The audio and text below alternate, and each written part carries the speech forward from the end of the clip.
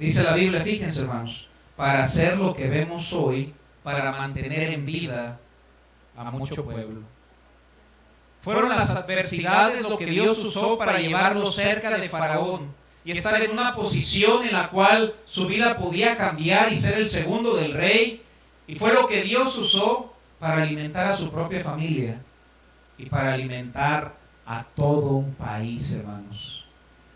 Lo mencionaba hace poco, nos regocijamos con eso, pero en la historia va 7 vacas flacas y 7 gordas. Esta historia tiene más de 14 años, más todas las tragedias que había sucedido José, pero al final de la historia, en cuanto a Dios, perfecto es su camino, hermanos. Con Dios todo puede cambiar de un día a otro, hermanos.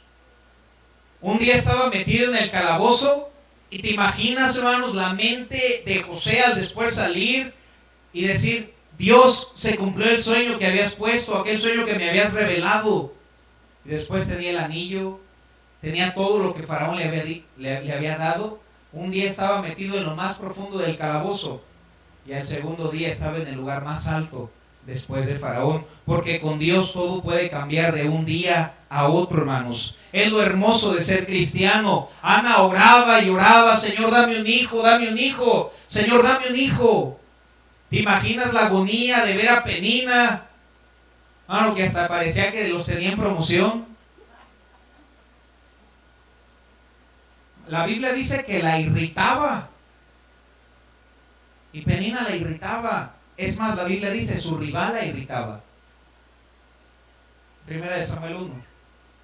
Pero ella derramaba su alma delante de Dios, hermanos. Y algo que me impactó sobre la vida de oración de Ana fue que hasta que Ana dijo: Señor, si me das un hijo te lo doy, hasta que ella hizo esa oración, hermano, Dios le dio a su hijo. ¿Tus peticiones son solo para ti, hermano? Su petición era: si me das un hijo te lo entrego. Y vemos cómo Dios bendijo a Samuel, hermanos.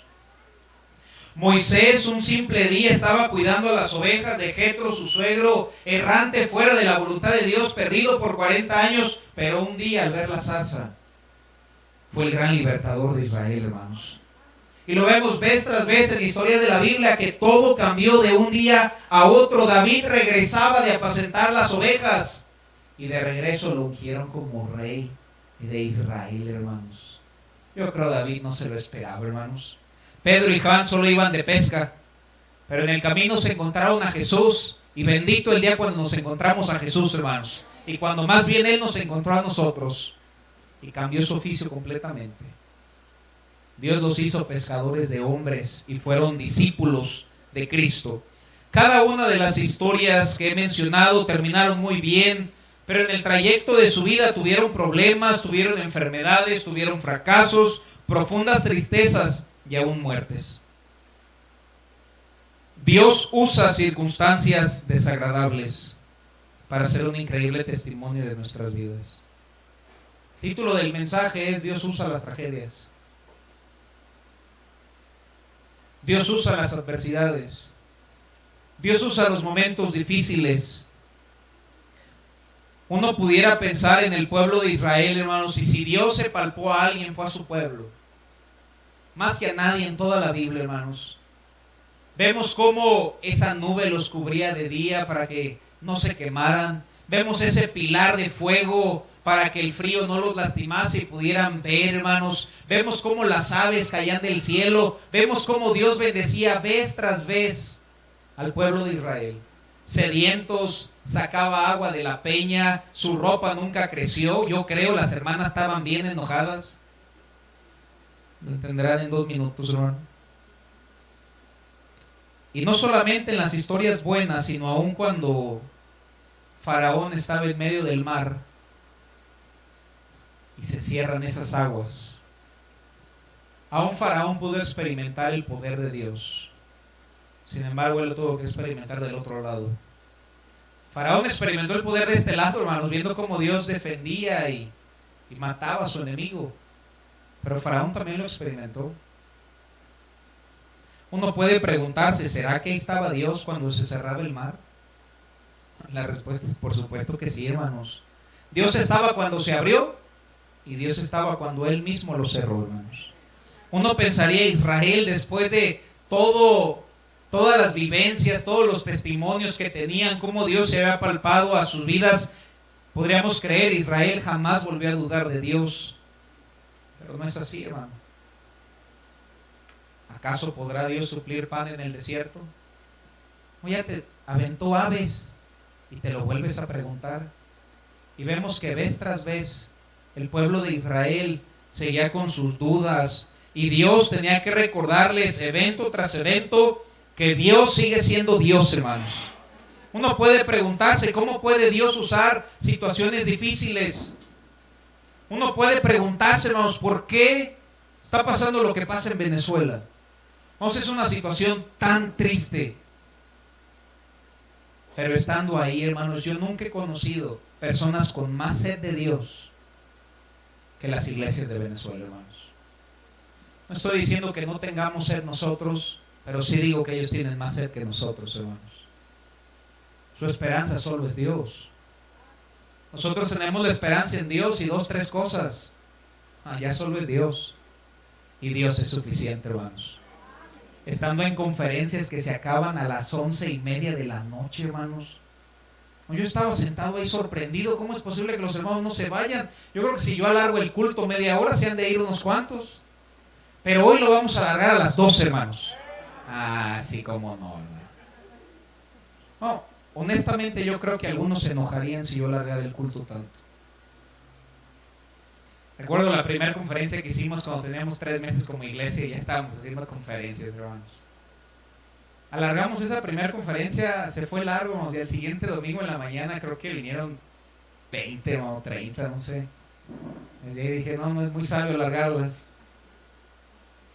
Pero el problema no es en que la enseñanza se alarga, el problema es que no hay sed de Dios. No hay sed de Dios. Tantas historias que leemos de cristianismo del antaño, hermanos, que la gente iba y le decía a unas personas, por favor, predícanos.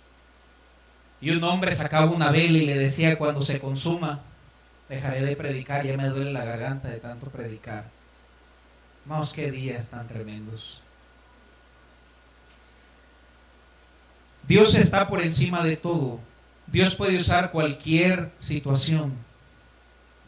Pensemos en Jesús en esta noche.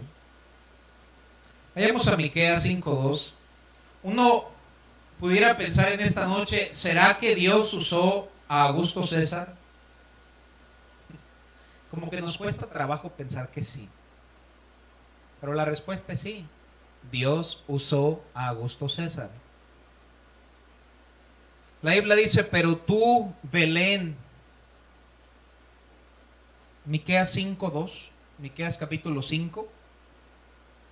Versículo 2. Sabemos que el Antiguo Testamento son profecías para el Nuevo y esta es una profecía, nos dice la Biblia. Pero tú, Belén, Efrata, habla de Belén, pequeña para estar entre las familias de Judá, de ti me saldrá el que será Señor de Israel. Está hablando de Jesús, hermanos. Y sus salidas son desde el principio, desde los días de la eternidad. Era profético que Jesús naciera en Belén. Y Augusto César da un decreto sobre un censo y todos debían regresar a su ciudad natal. Y uno podría pensar, mira ese hombre, qué ogro, mira lo que hizo. Dios estaba cumpliendo su plan aún usando a Augusto César. Jesús tenía que nacer en Belén, no podía nacer en otro lugar porque ya estaba escrito, hermanos. Tal vez José y María estaban muy a gusto donde estaban y Dios tuvo que usar a un hombre impío para traer persecución y dificultad para que se fueran a Belén, hermanos. Dios usó a Augusto César. Podríamos pensar, bueno, y aún lo de Herodes, y hermanos, qué difícil pensar que un hombre había decretado que todo niño menor de 10 años muera. Sin embargo, es la realidad en la que vivimos hoy. Ya más gente está a favor del aborto que en contra, y como cristianos estamos a favor de la vida, hermanos. Sin embargo, sabemos cómo Dios los guardó al mandar un ángel que le dice, toma María, tu mujer, huye en Egipto. Aún en adversidades, Dios nos guarda, ¿no? Dios te da un versículo, tu Santo Espíritu te dice, hey, vete por la izquierda, No, si yo siento que me debo de ir por la izquierda, y no estoy hablando de un partido político, hermanos, manejando, no, yo le doy por la izquierda, hermano. Y si es un poquito más lejos, pero siento que me debo ir por la izquierda, me voy por la izquierda, hermanos.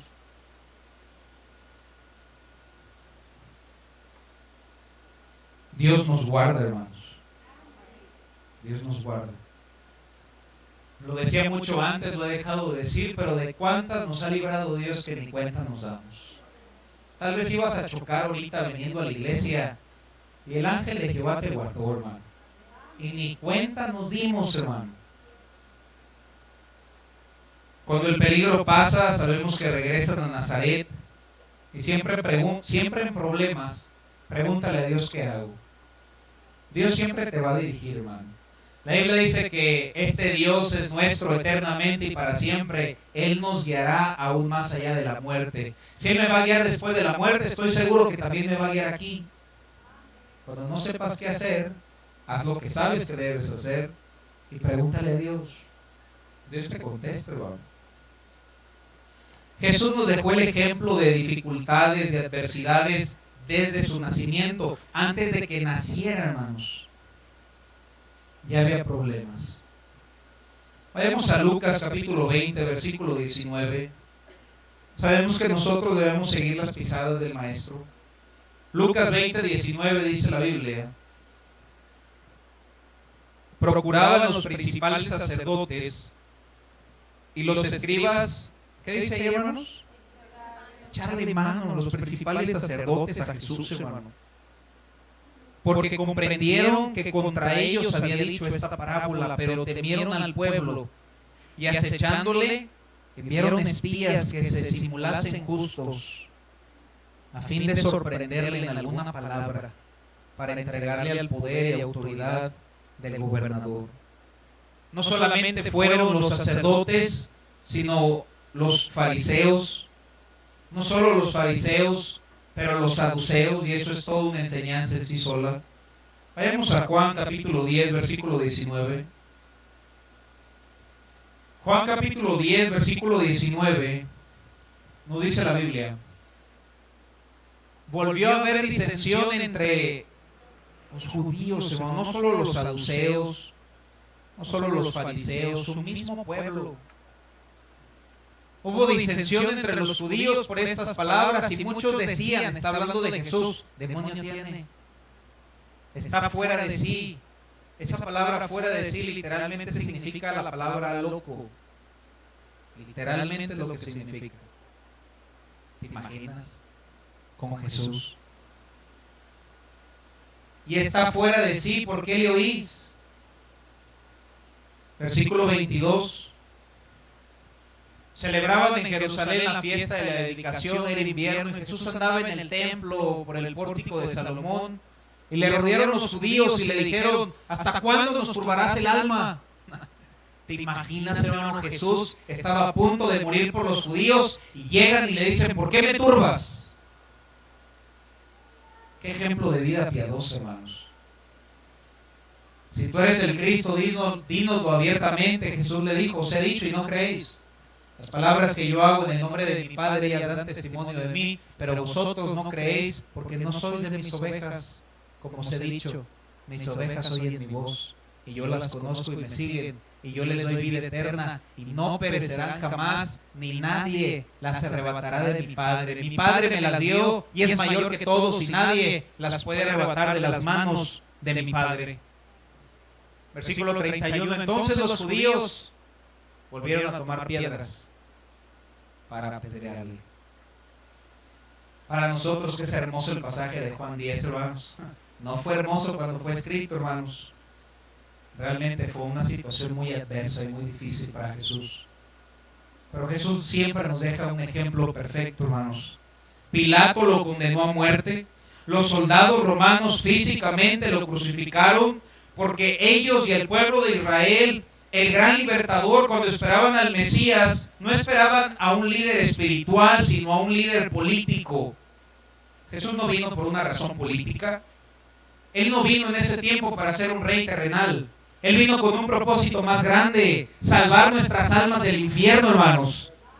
Cuando Él venga, Él vendrá como rey, hermanos. Pero su primer venida no era como rey, Él vino como siervo. Y todos los líderes religiosos no podían entenderlo. ¿Por qué es posible que este hombre hace esto? Bueno, no, que es Dios. ¿Por qué hace eso? ¿Por qué le limpia los pies a los discípulos? Ellos esperaban un líder político. No, el llamamiento de Cristo era más alto. Vino a rescatarnos del infierno, hermanos. Los líderes de ese tiempo nunca podían comprenderlo y por eso no podían creer que Jesús era el Hijo de Dios. Sin embargo, Dios utilizó a todas las personas. Dios usó a Pilato para cumplir con el propósito de Dios. Dios usó a Herodes, Dios usó a Pilato. La voluntad de Dios, hermanos, era que su Hijo diese su vida en la cruz por nosotros. ¿Alguien puede crucificarse solo? No. Alguien tenía que crucificarlo. Alguien tenía que entregarlo. Dios usó a Pilato. Como que choque en nuestra mente cómo Dios puede usar. Entra muy fácil en nuestra mente que Dios use una persona piadosa, una persona espiritual. A la luz de la Biblia, Dios usa a quien Él quiere, hermano, para cumplir con su perfecta voluntad. Dios usa el mal para cumplir su perfecta voluntad. Sabemos que la tumba el día de hoy sigue estando vacía, hermanos. Pero fue su propósito, hermanos, en ese tiempo. No solo con Jesús, también con los apóstoles, con la iglesia primitiva. Vayamos a Hechos capítulo 5, versículo 17. Hechos 5, 17. Vamos a leer aquí bastantes versículos para comprender la historia. Entonces, levantándose el sumo sacerdote y todos los que estaban con él, esto es la secta de los saduceos, se llenaron de celos y echaron mano a ¿quiénes? Uno se puede preguntar por qué Dios permitió que le pasara lo que le pasó a los apóstoles. Bueno, realmente uno al leer la Biblia uno se pregunta por qué la iglesia fue perseguida. Todo tiene un porqué, hermanos. Y Dios usa hasta los saduceos. Dios usa lo que Él quiere para cumplir su voluntad al final de la historia. Dice la Biblia, los pusieron en la cárcel pública, mas un ángel del Señor abriendo de noche las puertas de la cárcel y sacándole les dijo, id y puestos en pie en el templo, anunciad al pueblo todas las palabras de esta vida. Habiendo oído esto, entraron de mañana en el templo y enseñaban. Entre tanto vino el sumo sacerdote, los que estaban con él, convocaron al concilio y a todos los ancianos de los hijos de Israel y enviaron a la cárcel para que fuesen traídos. Pero cuando llegaron los alguaciles, no los hallaron en la cárcel. Entonces volvieron y dieron aviso, diciendo, por cierto, la cárcel hemos hallado cerrada con toda seguridad y los guardas fuera de pie ante las puertas, mas cuando abrimos a nadie hallamos dentro. Cuando oyeron estas palabras, el sumo sacerdote y jefe de la guardia del templo y los principales sacerdotes dudaban en qué vendría a parar aquello. Pero viniendo uno le dio esta noticia, he aquí los varones que pusiste en la cárcel están en el templo y enseñan al pueblo, y había un decreto, les intimaron, eso es, los amenazaron, hermano, de que no hablaran de Jesús. Entonces fue el jefe de la guardia con los alguaciles, los trajo sin violencia porque temían ser apedreados por el pueblo. Cuando los trajeron, los presentaron en el concilio. El sumo sacerdote les pregunta diciendo, ¿no les mandamos estrictamente que no enseñen en ese nombre? Que ya dejen de hablar de Jesús, de ese profeta de ustedes. Y ahora habéis llenado a Jerusalén de vuestra doctrina, y Dios quiera que ese sea el testimonio de nuestra iglesia un día. Andan dejando folletos por toda la ciudad, hombre, ya dejen de hablar de ese Jesús. Que Dios nos ayude y que ese sea nuestro testimonio, hermanos. Eso es lo que hacía la iglesia primitiva. Llenó de evangelio toda Jerusalén. Y nos dice la Biblia, habéis llenado de vuestra doctrina, queréis echar sobre nosotros la sangre de ese hombre. Respondiendo Pedro a los apóstoles les dijeron, es necesario obedecer a Dios antes que a los hombres. Tú me dices que no predique, pero yo tengo que obedecer a Dios y yo debo compartir las buenas nuevas y yo debo de seguir predicando el evangelio. El Dios de nuestros padres levantó a Jesús, a quien vosotros matasteis, colgándole en un madero, a este Dios exaltado con su diestra por príncipe y salvador, para dar a Israel arrepentimiento y perdón de pecados, y nosotros somos testigos suyos de estas cosas, y también el Espíritu Santo, el cual lo ha dado a los que le obedecen. Ellos, oyendo esto, se enfurecían. ¿Y qué dice, hermanos? El mismo patrón que pasó con Jesús pasó con los apóstoles.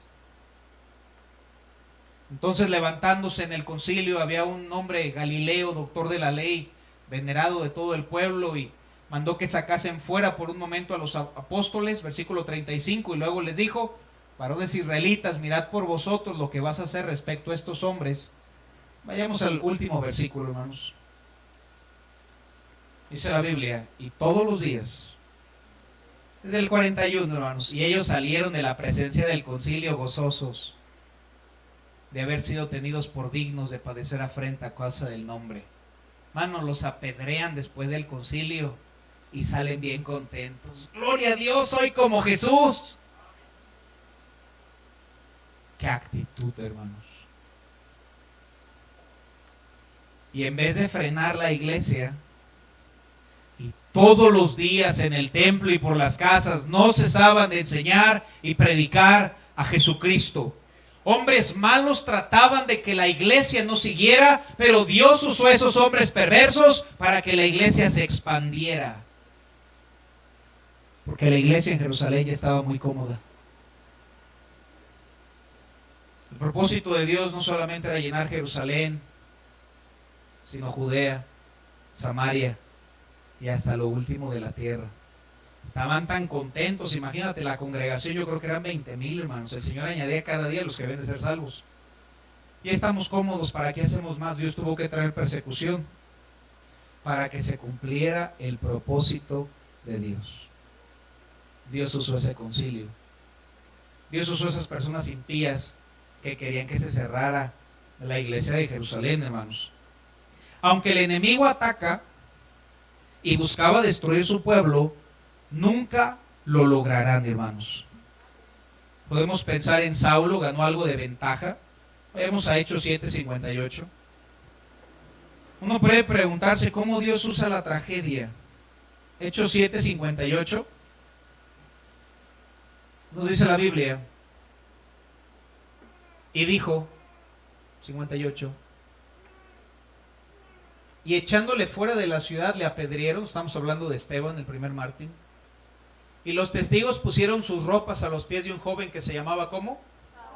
Y apedreaban a Esteban mientras él invocaba y decía: Señor Jesús, recibe mi espíritu. Y puesto de rodillas, clamó a gran voz: Señor, no les tomes en cuenta este pecado. Y habiendo dicho esto, durmió. Uno humanamente se puede preguntar por qué Dios permitió que Esteban muriera enfrente de gente impía, enfrente de gente mala. Que no ninguna arma forjada contra ti prosperará. ¿Qué pasó, Señor? ¿Fallaste? No. Dios tenía un propósito en la muerte de Esteban, porque Esteban se murió enfrente de Saulo, y eso llegó a conmoverlo, y más adelante con el resplandor de la luz del cielo, que convirtió a Saulo a un apóstol Pablo, hermanos. Dios tiene propósitos aún en las muertes, como con Saulo.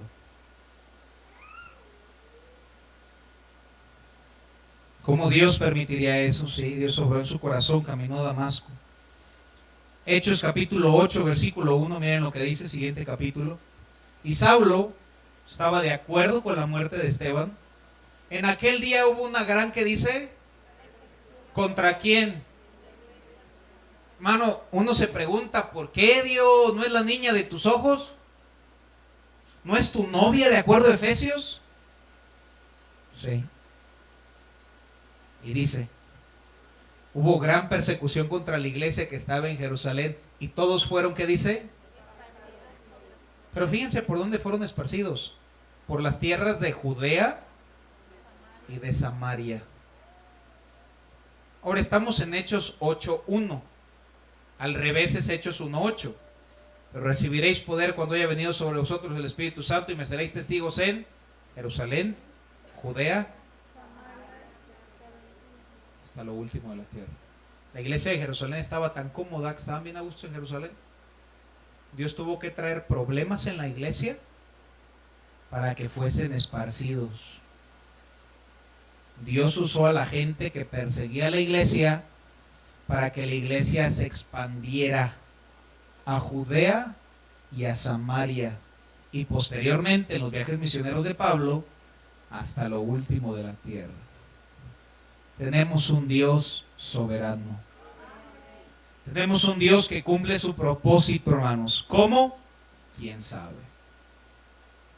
Lo puede hacer de la manera que Él quiera, pero lo que me da descanso es que al final de la historia, Dios está detrás de todo para cumplir con su glorioso propósito. La iglesia fue fortalecida, mas no debilitada. Dios usó a Nerón, que quemó parte de tantas personas, tanta tragedia. Dios usó a Nerón para cumplir su propósito. Eso es increíble, hermanos. Nuevamente se nos hace fácil pensar que Dios usa a alguien bueno, pero aún Dios usa a los malos. Dios usa cuervos, Dios usa un pescado, Dios usa un pollino, Dios usa a Satanás para bofetear a Pablo. Él usa a quien Él quiere para que al final del día se cumpla un propósito divino, hermanos. Bueno, ¿no te da eso descanso que pase lo que pase, Dios está detrás de todo?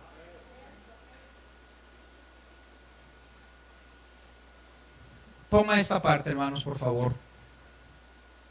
Uno puede preguntarse por qué le pasó a Pablo todo lo que le pasó a Pablo. ¿Por qué Dios permitió tantas injusticias con Pablo, hermanos? ¿Por qué Pablo estuvo encarcelado tanto tiempo? Tengo la respuesta, hermanos. Y me sorprendió. Pablo era una persona que su agenda estaba tan llena que si no hubiese estado encarcelado, hubiera comenzado otras 2 iglesias. Pero al forzosamente estar allí encarcelado, hermanos, sin poder salir, ¿qué se puso a hacer en la cárcel, hermano? ¿Alguien sabe? Escribir. ¿Y qué escribió? Escribió la Biblia. Señor, ¿por qué permitiste que Pablo estuviera en la cárcel? Para que tú tengas mi palabra. Wow. ¿Tú crees que Pablo se hubiera sentado con un cafecito a escribirle una carta a los corintios? Era un hombre tan ocupado, hermanos, que no tenía tiempo. Y Dios dijo, no tienes tiempo, pues te encarcelo para que te lo des. Unas merecidas vacaciones, todo pagado, porque te necesito de escritor. Yo creo, hermanos, Pablo no sabía lo que estaba escribiendo, hermanos. Él creía que iba a exhortar tal vez a 100 personas en la iglesia de Corinto, y otros 40 en la iglesia de Éfeso, y otros 50 en la iglesia de Filipos, pero nunca pensó que sería la perfecta y eterna palabra de Dios, siendo el libro el bestseller, el más vendido de todo el mundo y traducido en los demás idiomas, porque un hombre estaba en la cárcel. Dios hace lo que Él quiere para cumplir con su propósito divino. Tal vez Dios te tiene en una cárcel esta noche, un problema, y tú dices, ¿por qué? La verdad del caso es que yo no te puedo dar una respuesta, hermano, pero sí te puedo decir que Dios tiene un propósito y que Dios puede usar esa aflicción, esa tragedia, esa injusticia, ese problema, ese llámale como quieras, para cumplir con su perfecta voluntad, hermanos. Para Pablo solo era una carta a Filemón, hermanos, la carta a los romanos. Tan solo el libro de Romanos, yo le llamo la mini Biblia, hermanos. Yo podría predicar cualquier verdad del libro de Romanos. Romanos tiene todo, hermanos. Imagínate la Biblia sin las cartas escritas de la cárcel, sin las cartas escritas de la mano del apóstol Pablo. ¿Te imaginas una Biblia sin Efesios? Sin saber que tenemos toda la armadura de Dios. ¿Te imaginas una Biblia sin Colosenses, Cristo en ti, la esperanza de gloria? ¿Te imaginas una Biblia sin Filipenses, regocijaos en el Señor siempre? Otra vez digo, regocijaos. ¿Te imaginas una Biblia sin Corintios y sin Romanos? ¿Te imaginas una Biblia sin esos libros? Son enseñanzas tan valiosas, hermanos, y fueron escritas por un hombre en agonía. Dios transforma tus aflicciones en las bendiciones más grandes, hermano.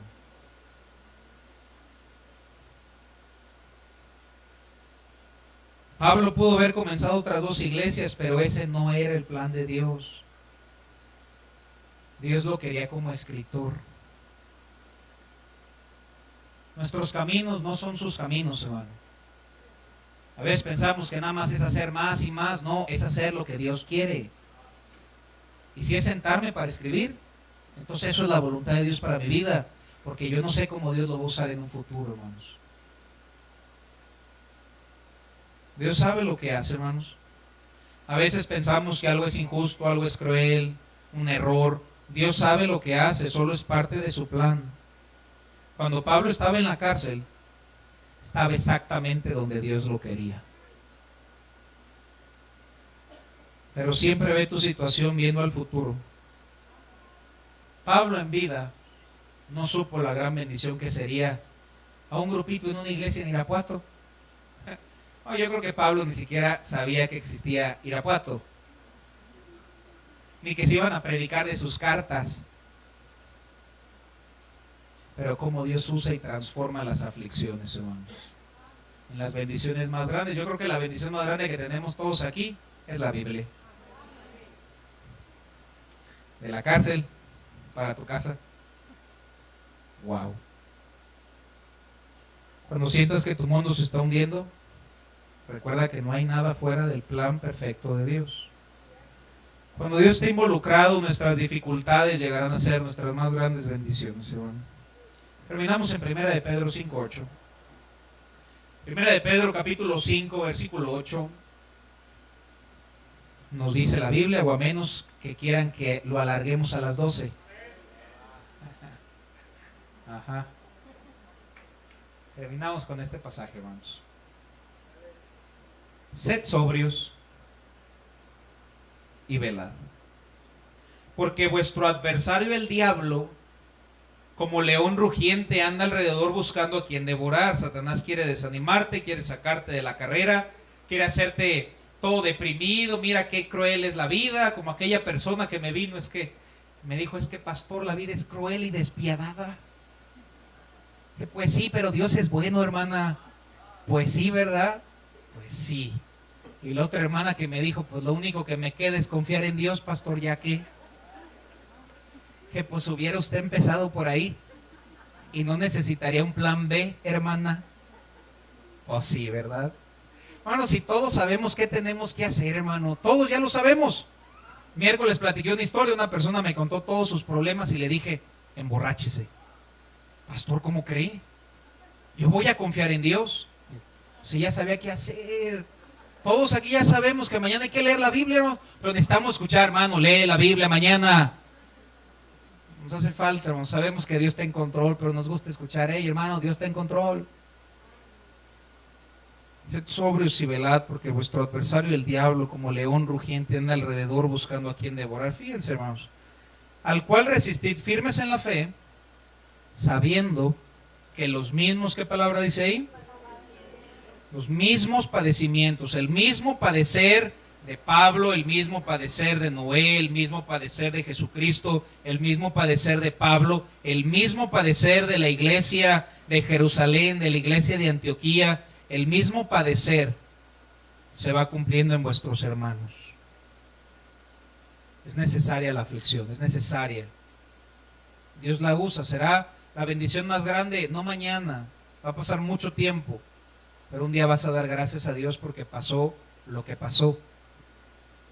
Y nos dice la Biblia, versículo 10, mas el Dios de toda gracia, que nos llamó a su gloria eterna en Jesucristo, fíjense cómo dice, después que hayáis padecido un poco de tiempo. Tus pruebas no son eternas, todas tienen fecha de caducidad. Pero después de que hayáis padecido un poco de tiempo, Él mismo va a usar ese padecimiento, número uno, para perfeccionarme, para afirmarme, para fortalecerme. ¿Cómo Dios va a usar un problema para fortalecerme? Sí, la prueba produce paciencia. Y podríamos citar varios versículos. Y establezca. Y por eso el 11 termina diciendo en ese pequeño mensaje, a Él sea la gloria y el imperio por los siglos de los siglos. Amén. Dios usa aún a los malos para cumplir con el propósito divino de Dios para tu vida y para mi vida. Yo creo que la situación más trágica del apóstol Pablo fue estar encarcelado. fue lo que más nos ha ayudado hoy en día. Tenemos esa carta cada día para leerla. Dios transforma tus aflicciones en las bendiciones más grandes, que ni siquiera nos damos cuenta, porque nuestra vista es tan corta, nuestra fe es tan pequeña. Pero si Dios nos ayuda a ver más allá, si vosotros pensaste mal contra mí, más Dios hace toda la diferencia, hermanos. Si Dios no está en la ecuación, estamos fritos, hermano. Pero Dios sí está en la ecuación, hermanos. Más Dios le encaminó a bien. No solo para darte de comer a su familia, sino a mantener en vida todo un país, hermanos. Dios usa las aflicciones. Vamos a cerrar nuestros ojos y vamos a orar.